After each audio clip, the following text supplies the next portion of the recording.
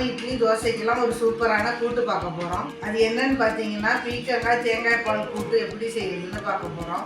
பீக்கங்காய் உடம்புக்கு ரொம்ப நல்லது. நீர் சத்து, நார் சத்துலாம் உள்ள காய். அதனால இதை அடிக்கடி செஞ்சு சாப்பிடுங்க. வாங்க எப்படி செய்யறதுன்னு பார்ப்போம். பீக்கங்காய் தேங்காய் பால் கூட்டு பண்ணுறதுக்கு நான் 2 மீடியம் சைஸ் பீக்கங்காய் எடுத்துருக்கிறேன். உங்களுக்கு தேவையான அளவுக்கு நீங்கள் எடுத்துக்கலாம். இதை தோலை செத்திட்டு பொடி பொடியாக கட் பண்ணி எடுத்துக்கணும். இது மாதிரி கட் பண்ணி வாஷ் பண்ணி எடுத்து வச்சுருங்க. இப்போ ஒரு மிக்ஸி ஜாரில் ஒரு மூடி தேங்காய் துருவி போட்டுக்கலாம்.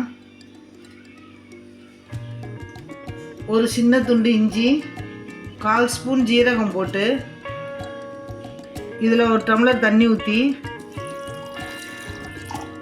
இதை அரைச்சி நம்ம தேங்காய் பால் எடுக்க போகிறோம்.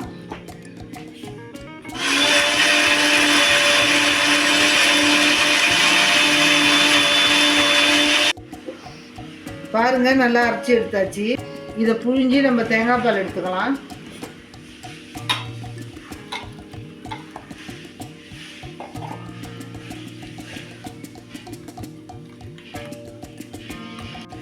நல்லா இறுக்கி புழிஞ்சு எடுத்துக்கோங்க.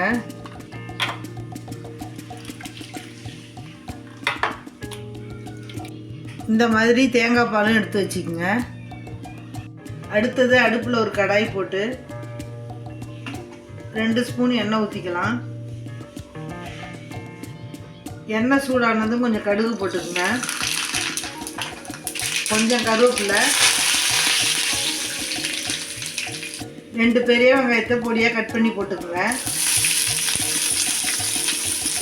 கூடவே 4 பச்சை மிளகாயை கீறி போட்டுக்கோங்க. வெங்காயம் நல்லா வதங்கட்டும். வெங்காயம் வதங்கினதும் நம்ம கட் பண்ணி வச்சுருக்கிற பீக்கங்காவை இதில் போட்டுக்கலாம்.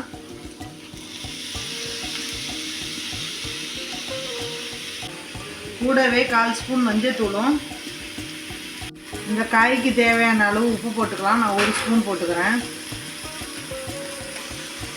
பீக்கங்காவில் ஏற்கனவே தண்ணி விடும், அதனால் கொஞ்சமாக மட்டும் தண்ணி தெளிச்சுக்கலாம். இதை நல்லா மிக்ஸ் பண்ணி விட்டு ஒரு 5 நிமிஷம் வேக விட்டுடுங்க.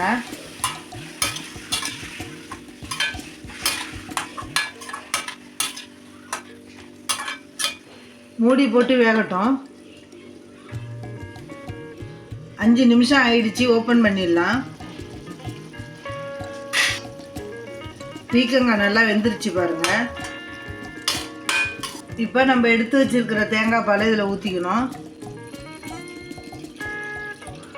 தேங்காய் பால் ஊற்றுனதும் ஒரு 2 நிமிஷத்துக்கு அப்படியே கொதிக்கட்டும்.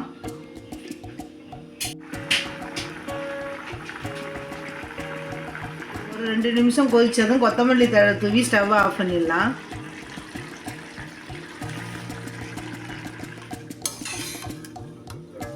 அவ்வளோதான், பீக்கங்காய் தேங்காய் பால் கூட்டு ரெடி ஆயிடுச்சு.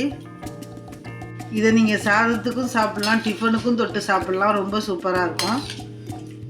இதை நீங்களும் ட்ரை பண்ணி பாருங்கள். அம்மாஸ் குட்டி கிச்சனுக்கு லைக், ஷேர், கமெண்ட், சப்ஸ்கிரைப் பண்ணுங்கள். நன்றி, வணக்கம்.